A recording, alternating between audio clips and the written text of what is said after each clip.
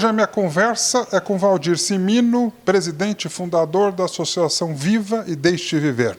Muito obrigado pela presença. Obrigado a você pelo carinho e atenção. Qual o valor do brincar e contar histórias na internação hospitalar de crianças e adolescentes? A gente tem que pensar que essas atividades lúdicas que começaram a invadir o hospital têm uma lógica de uns 25 anos. E 25 anos é uma geração. Brincar, a palavra brincar no nosso país ela é muito pejorativa, porque quando você fala está brincando, está fazendo nada. E é exatamente no nada que a gente consegue desenvolver a consciência pelo lúdico.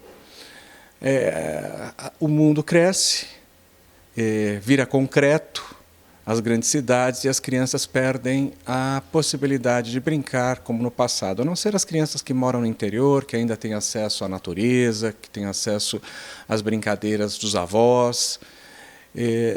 Quando a gente leva essa ferramenta para dentro da saúde, a gente amplia a possibilidade da criança enxergar um mundo lúdico.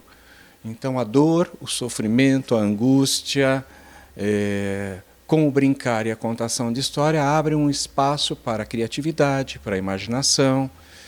E eu acredito que muitos profissionais da saúde, principalmente gestores, estão se rendendo e entendendo que quando existe uma política de humanização da saúde, onde o acolhimento envolve todas essas práticas, acolher o paciente, envolve entender que ele é um ser total. Né? Ele não é uma parte, ele não é um pé doente, ele não é um câncer, ele tem que ser entendido na sua integralidade. E o brincar e a contação de história traz essa grande possibilidade da gente, junto com a equipe de saúde, trabalhar desejos e vontades da criança, e mais do que nunca a gente acaba impactando a família e os profissionais que hoje prescrevem a contação de história e o brincar. Então, nesses últimos 25 anos, isso ganhou um espaço generoso dentro do branco e do asséptico, que é a saúde. Valdir, o bacana é que vocês quebram a rotina, né? A criança para de falar e de só ouvir doença. Então, a criança, por mais doente que esteja, às vezes dentro de uma UTI, às vezes engessada até o pescoço, crianças queimadas, rosto, mão, tudo isso é um grande trem fantasma para ela, né? O brincar, o lúdico, faz com que ela, de fato, administre melhor essas ações. Até em casos que a gente tem contextualizado, onde o brincar leva a criança para dentro de uma máquina de tomografia, mas ela não está indo para fazer um exame. Ela está indo para entrar dentro de uma nave espacial. A criança participa da sua própria recuperação. Quer dizer, com o lúdico fica muito mais fácil para tomar um remédio, para comer a comida que não queria comer, enfim, para tomar o banho na hora que o hospital tem que dar. Então, a gente tem percebido que nós fomos criando espaços numa grade dentro do hospital, onde tem o remédio, que é muito importante, o exame, que é muito importante, mas se a contação de história ajuda nessa atividade, todo mundo ganha, né? Onde a Viva atua no Instituto de Psiquiatria do Hospital das Clínicas de São Paulo? Então, o nosso trabalho nós iniciamos há 12 anos atrás. Foi uma experiência, até porque quando nós capacitamos os nossos voluntários, a gente nunca entra com a intenção de perguntar o que a criança tem. A gente já entra provocando a brincadeira, oferecendo as histórias, quer dizer, não me interessa a doença. E os voluntários são capacitados para isso, né? Porque se você abrir o espaço para falar da doença, a mãe fala, a criança fica triste, a criança sempre fica num plano, a mãe falando sobre ela. Então, isso, a gente decidiu que a gente não entraria dentro dessa seara, pois toda criança doente tem vontade de brincar. Boa. Tem ali um espaço para essa possibilidade. Quando nós iniciamos as nossas atividades dentro da psiquiatria, a gente teve que fazer o inverso, e somente lá. Porque lidar com os transtornos mentais é muito complicado. Quer dizer, como é que se conta a história para uma criança com espectro autista? Como é que se conta a história para uma criança hiperativa? Enfim, tem particularidades nas patologias e nós passamos a aprender junto com os profissionais. E mais do que nunca, nós criamos até um manual da observação. Porque se você já entra agindo, a criança pode ser muito refratária ou pode despertar nela angústia, choro. Então, a gente sempre observa e oferece para ela o que ela quer fazer. Esse é o ponto crucial, né, principal dessa ação. E nesse momento também nós descobrimos o quanto os pais precisam de histórias. Então, hoje o nosso trabalho está muito focado na terapia filial, que é botar o pai para brincar, botar o pai para entender que ele tem que encontrar o tempo do era uma vez dentro de casa. Bacana. E isso tem sido muito bom, porque nesses 10 anos a gente faz essa pesquisa contínua de avaliação, de entendimento, e até para entender as melhorias que essa criança, né, com tantas atividades, porque aí ela tem uma grade. Então, nós atuamos na enfermaria, no ambulatório e no hospital dia. No momento que a criança está sendo diagnosticada ou percebida, porque às vezes a gente não tem um diagnóstico fechado e nem os profissionais. Então, essa vivência com a criança no hospital dia nos dá essa possibilidade. Depois elas têm intervenções quinzenais, mensais, e se a criança porventura surta ou tem problemas, então ela tem que ficar internada. Então nós atuamos também nessa parte. Então a gente consegue entender o todo no processo dentro da psiquiatria. Depois que os contadores de histórias começam a atuar lá no IPQ, as crianças pedem para ler mais?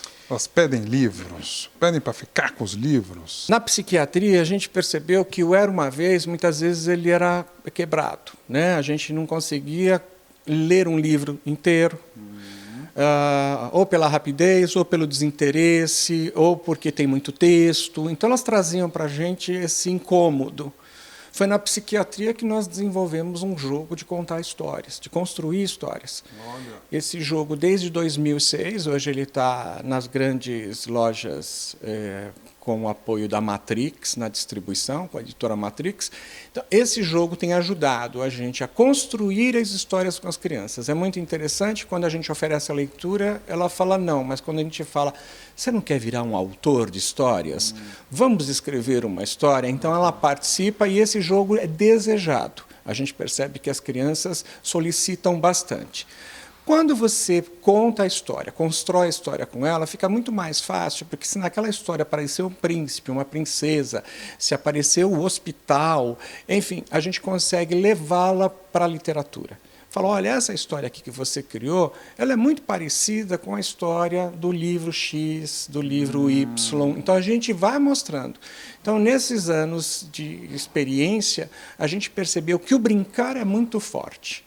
A gente tem que brincar para o livro se transformar num brinquedo. E aí sim o livro ganha espaço.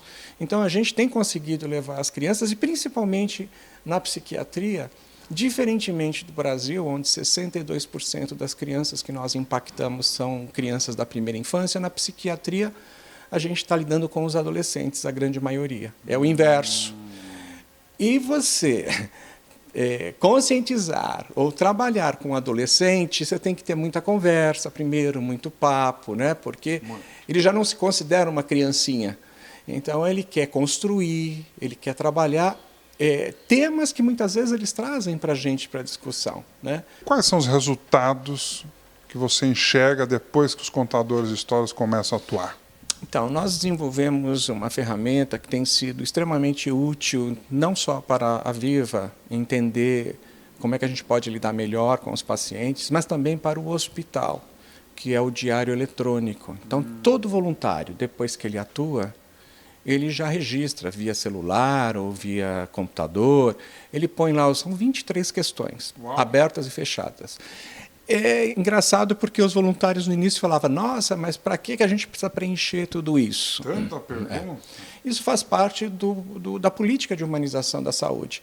Se no passado a gente entendia que humanização da saúde a gente não conseguia mensurar, porque é a atitude do ser humano, a partir desse diário a gente começou a entender a percepção, primeiro, do voluntário, como ele entra nessa ação e como ele sai dessa ação. Então nós estamos produzindo felicidade. Né? Outra coisa é a percepção que ele tem quando ele entra num quarto ou num ambiente, quando ele sai. Então nós estamos produzindo felicidade, mudança comportamental, a criança triste fica alegre, a criança fica mais motivada. Então a gente percebe claramente uma mudança que acaba influenciando na coordenação motora da criança, no lado intelectual dessa criança, que ela se percebe gente dentro desse processo, e também na forma afetiva.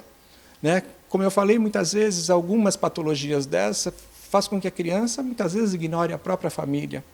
E com esses encontros, onde o pai encontra a contação de história como um eixo norteador, foi desenvolvida uma pesquisa pela Fundação Itaú Social, onde 73% dos pais impactados pelo contador de história vão ler mais para os seus filhos. Então, isso mostra exatamente que a gente está na missão correta. E esses fatores da afetividade, da coordenação motora e, principalmente, do lado intelectual da criança, a gente tem percebido mudanças extraordinárias. Inclusive, o jogo Eu Conto, quando a criança está construindo uma história, ela traz o que ela quer e o que ela não quer também. Então, muitas vezes, ela está contando para a gente ali. Então, a gente tem colecionado histórias e essas histórias têm ajudado com que os profissionais, em poder desses contos, consigam trabalhar melhor as angústias, as tristezas ou o sofrimento dessa criança. Valdir, o 11º workshop foi um sucesso. Estive lá. Como é que terminou o evento? Terminou de uma forma muito diferente, muito especial. Como esse evento, a gente procura mostrar todas as atividades que a gente desenvolve dentro, quer dizer, é um momento onde a gente leva a sociedade para dentro de um ambiente onde no passado as pessoas fugiam, né? Porque vá visitar um psiquiatra, um psicólogo, é sempre aquela questão do indivíduo, eu não sou maluco. Era um tabu. Né? É um tabu. E as pessoas muitas vezes passavam do outro. Ou é um tabu? Eu acho que é um tabu ainda. Continua sendo um tabu. Né? É muito difícil você assumir que tem um filho, ou uma criança, ou um adolescente. Para os pais isso é muito doloroso, porque dependendo da patologia é para o resto da vida. Né? Então a gente tenta facilitar com que esse resto da vida seja mais comunicativo, que tenha menos preconceito nesse processo, porque o preconceito muitas vezes nasce dentro da família, e com o desenvolvimento desse workshop, a gente tem levado as pessoas para dentro da instituição para mostrar que a loucura está em qualquer canto. A gente não precisa estar dentro do Instituto de Psiquiatria, né? E eu acho que a gente abre um espaço para minimizar preconceito, quando as pessoas entram e percebem que aquele ambiente lúdico, bonito, com informação, com gente capacitada, informada, e na busca, de fato, eu diria, de minimizar o preconceito junto aos transtornos mentais. E como acabamos o evento? O evento a gente leva diversas atividades, mas a gente tem um carinho enorme pela Lena das dobraduras, né? Que a Lena nos ajuda sempre a transformar o livro num brinquedo, a contar a história e depois poder dobrar.